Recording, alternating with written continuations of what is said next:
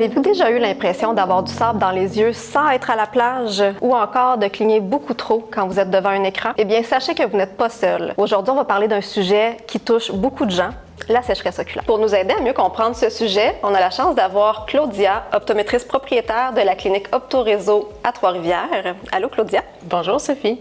Merci beaucoup d'avoir accepté notre invitation. Ça me fait plaisir. Tout d'abord, est-ce que tu peux nous expliquer qu'est-ce que c'est justement la sécheresse oculaire? Bien, la sécheresse oculaire, ça correspond à un déséquilibre du film lacrymal, c'est-à-dire un déséquilibre de la fine couche qui va protéger et lubrifier la surface de notre œil. Ce film-là peut être insuffisant en quantité ou de mauvaise qualité, ce qui va empêcher l'œil de rester bien hydraté et protégé. Quand ça arrive, la surface devient plus fragile et ça peut provoquer des symptômes comme des inconforts, du picotement, une sensation de sable, une vision instable ou de la fatigue visuelle. La sécheresse oculaire, c'est une maladie qui est chronique. Donc, on peut améliorer et stabiliser les symptômes et la situation, mais on n'en guérit pas. Donc, il faut apprendre à gérer ça au quotidien. Et dis-moi, Claudia, est-ce que c'est une impression où il y a de plus en plus de gens qui consultent pour la sécheresse oculaire et même de plus en plus jeunes? C'est pas juste une impression. On a réellement de plus en plus de cas qui se présentent avec des symptômes de sécheresse oculaire. On a beaucoup de gens qui consultent pour ces motifs-là. Et oui, l'âge tend à s'abaisser. Avant, c'était surtout un problème relié au vieillissement et aussi à la ménopause. C'était surtout associé à ces deux phénomènes-là. Maintenant, on constate que c'est plus du tout exclusivement cette clientèle-là. Donc, c'est de plus en plus tôt dans la vie, principalement dû à l'utilisation excessive des écrans, que ce soit téléphone, tablette, ordinateur. Donc, ça rajeunit notre clientèle en sécheresse oculaire. Au quotidien, qu'est-ce qui pourrait contribuer à avoir les yeux secs? La sécheresse oculaire, c'est vraiment une condition qui a plusieurs causes. Donc, par exemple, toutes les activités où l'on fixe vont accentuer nos symptômes. Là, on pense à tout ce qui est tablette, téléphone, ordinateur, lecture, télévision, jeux vidéo, casse-tête, sudoku. Donc, quand on fixe quelque chose parce qu'on est concentré, passionné par cette activité-là, on cligne la moitié moins souvent que si on fait une activité quotidienne un peu plus banale. Intéressant. Puis, qu'est-ce qu'il pourrait y avoir d'autre aussi comme facteur? On peut mentionner le port de lentilles cornéennes, la prise de certains médicaments, certains problèmes de santé comme par exemple la rosacée, la mauvaise hygiène des paupières, le maquillage excessif peut aussi contribuer à accentuer la sécheresse. Finalement, le port d'extensions de cils peut aussi contribuer à amplifier le problème, surtout s'ils sont mal entretenus et très longs. Ah oui, les faux cils, puis pour quelles raisons exactement? Bien, dans un premier temps, les produits pour installer les extensions vont contribuer à bloquer les glandes qui sont situées sur le bord de nos cils. C'est aussi des produits qui sont toxiques pour la surface oculaire. Ça va contribuer à augmenter la prolifération bactérienne dans les faux cils, ce qui va accentuer les problématiques comme la blépharite. Aussi, une extension trop lourde va affaiblir notre cil naturel, puis ça peut provoquer la perte prématurée de nos cils. Techniquement, la longueur optimale de nos cils devrait correspondre à 1/3 de la largeur de notre œil pour former une barrière puis contrôler le flux d'air qui s'en vient dans nos yeux, puis ainsi diminuer aussi le taux d'évaporation de nos larmes. Dès que les cils sont plus longs que ce 1/3-là, bien, ça crée une espèce d'effet entonnoir, ce qui fait que l'air est plus dirigé vers notre surface oculaire, puis ça augmente la sécheresse. Quels sont les symptômes que je devrais surveiller qui m'amèneraient à consulter mon optométriste? Les symptômes peuvent être très variables d'une personne à une autre. Généralement, on va parler des yeux qui piquent, qui pleurent, qui chauffent, qui sont rouges, ou qui donne encore l'impression d'avoir un corps étranger dans l'œil. Un signe plus subtil peut être simplement une variation dans notre vision. Donc, une vision claire, parfois nette et un peu floue, qui va se ramener nette au clignement, mais de façon très temporaire. Habituellement, les symptômes n'apparaîtront pas tous en même temps, puis ils peuvent beaucoup varier d'une journée à une autre. Les lentilles cornéennes peuvent devenir aussi un petit peu plus difficiles à tolérer. Tu recommanderais de consulter à partir de quel moment? Bien, en fait, surtout si les symptômes durent quelques jours, s'ils reviennent régulièrement, s'ils affectent la vision ou nos activités quotidiennes, si le confort avec les lentilles cornéennes diminue et s'il y a une douleur inhabituelle qui s'installe. Est-ce qu'on peut quand même porter des lentilles cornéennes quand on a les yeux secs? Oui, tout à fait.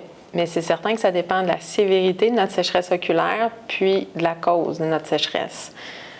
La diminution du temps de port de lentille cornéenne est souvent un des premiers signes de sécheresse oculaire, donc c'est important d'être attentif à ça et de consulter au besoin si on constate ce phénomène-là. Est-ce qu'il y aurait des produits que tu recommanderais pour ces patients?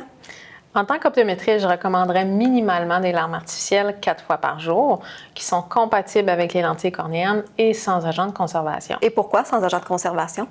Bien, on a déjà une surface oculaire qui est irritée à cause de la sécheresse. Donc, on veut minimiser la toxicité potentielle ou les réactions allergènes qui peuvent être faites par les agents de conservation.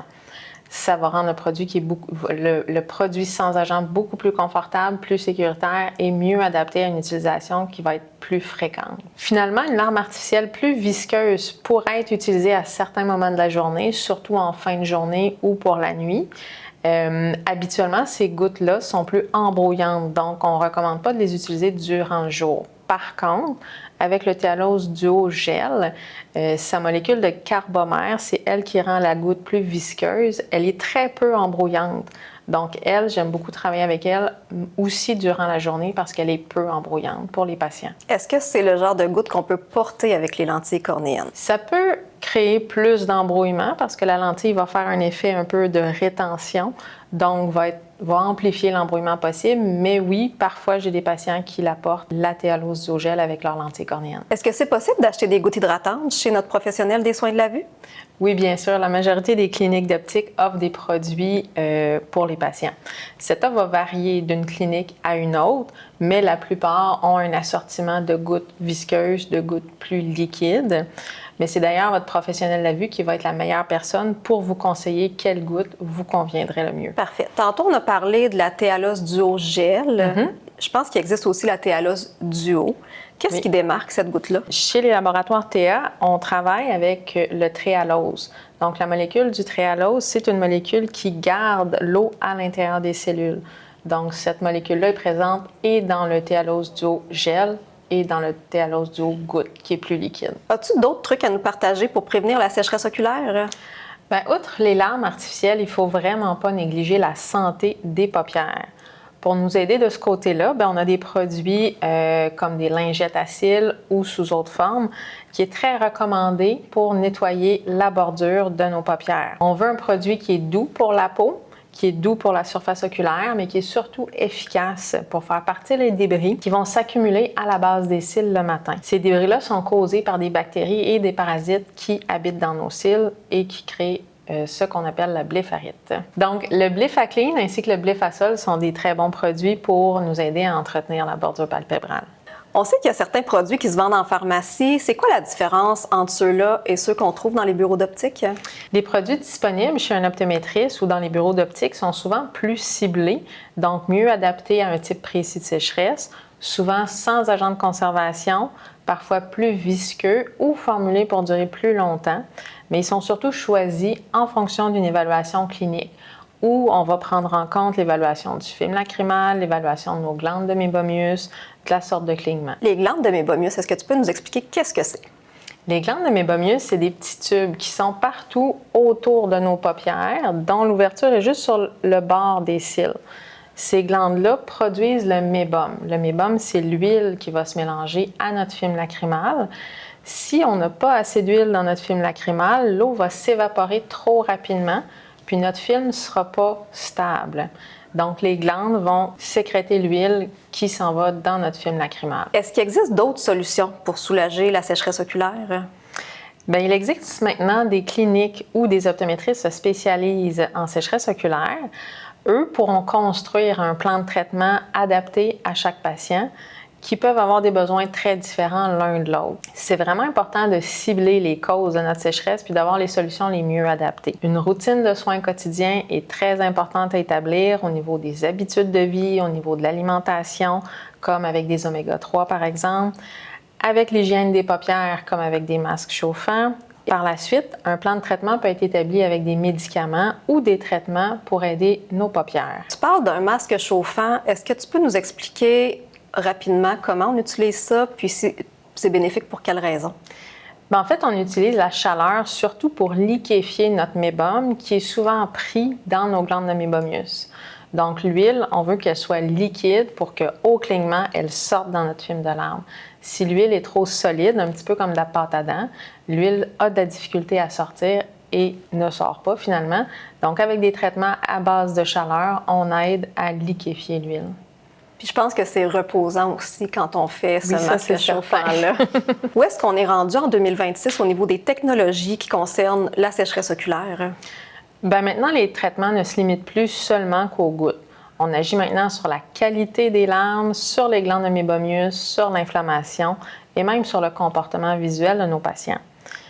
Il y a des nouvelles technologies d'imagerie qui nous permettent de préciser nos diagnostics, dont les appareils de photographie qui vont photographier les glandes de mébomius ou qui vont évaluer la qualité et la quantité de notre film lacrymal. Sinon, au niveau des traitements, nous avons des appareils qui servent à traiter l'inflammation comme l'IPL, par exemple, au niveau des paupières, à liquéfier les glandes de mébomius, comme avec les appareils de radiofréquence ou encore à pulsion thermique.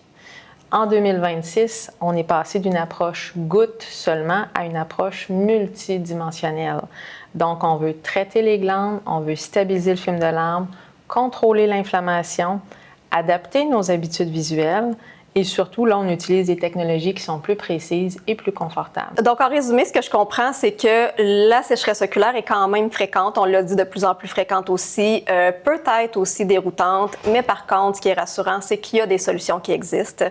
Il y a plusieurs cliniques optoréseau maintenant qui sont quand même très à l'affût de ce genre, même de traitement-là, d'appareils diagnostiques aussi. En fait, l'important surtout, c'est que d'être conscient soi-même en tant que patient des symptômes et évidemment de consulter notre optométriste au besoin. Donc, c'est très, très intéressant. Merci Claudia pour ta présence. Ça me fait plaisir.